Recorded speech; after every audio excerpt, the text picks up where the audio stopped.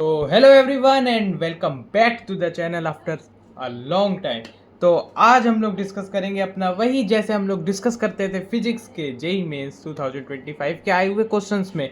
और इसमें मैं क्या करूंगा, आपको सारे जेई मेंस के क्वेश्चंस कराऊंगा। अब जो हमारे टारगेट होगा वो हमारे जो जेई मेंस के क्वेश्चन है उसे लेस देन 3 मिनट में सॉल्व करने का एक टारगेट होगा, क्योंकि बहुत लोग कहते हैं भाई जेई मेंस बहुत टफ है टफ है टफ है। तो उनको आज हम लोग बताएंगे कि ऐसा भी इतना हुआ जेई मेंस नहीं है जितना उन लोगों ने बना रखा है।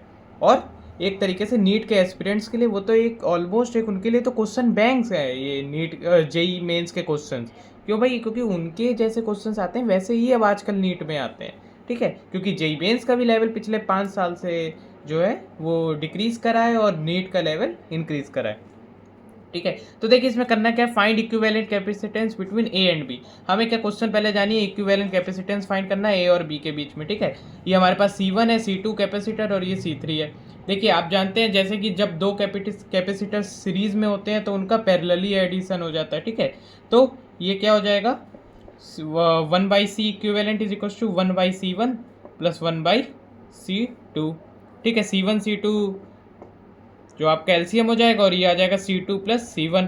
तो जो C इक्विवेलेंट आ जाएगा वो आ जाएगा C1 C2 upon C2 plus C1। ठीक है, इस चीज़ का आ गया। अब ये चीज़ का इक्विवेलेंट हमारे पास C इक्विवेलेंट आ चुका है और ये एक C3। अब ये दोनों C इक्विवेलेंट और C3 पैरेलल में हो गए। जब ये पैरेलल में हो गए तो इनका एल्जेब्रिकली जो है हमारा एडिशन हो जाता है। तो जो C इक्विवेलेंट इसको हम लोग डैश से डिनोट कर देंगे जो हमारा फाइनल आंसर आने वाला होगा। और वो C equivalent plus C3, C equivalent plus C3। C equivalent है हमारा C1 C2 upon C2 plus C1 plus C3 है हमारे पास C3 है। अब देखिए यहाँ C2 प्लस C1 है तो C2 प्लस C1 आप समझ जाइए एक तरीके से इसमें डिनोमिनेटर में आने वाला है। C2 प्लस C1 आपका ऑप्शन नंबर 2 में ही है केवल। उसके लिए और अभी हमें करना है प्रूफ, तो हम उसको और भी देख लेंगे। C2 प्लस C1 इधर हो गया और ये C2 प्लस C1 ऊपर चला जाएगा।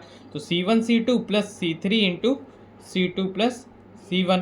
ठीक है, अब C1 C2 प्लस C3 की C2 से मल्टीप्लाई हो जाएगी तो क्या हो जाएगी C3 C2, और C3 की C1 से भी मल्टीप्लाई हो जाएगी तो क्या हो जाएगा C3 C1 upon C2 plus C1। तो जो ये हमारा आंसर है वो ऑप्शन नंबर सेकंड हो जाएगा। आप देख लीजिए C1 C2 plus C3 C1 और C2 C3। ठीक है, ओके, थैंक यू।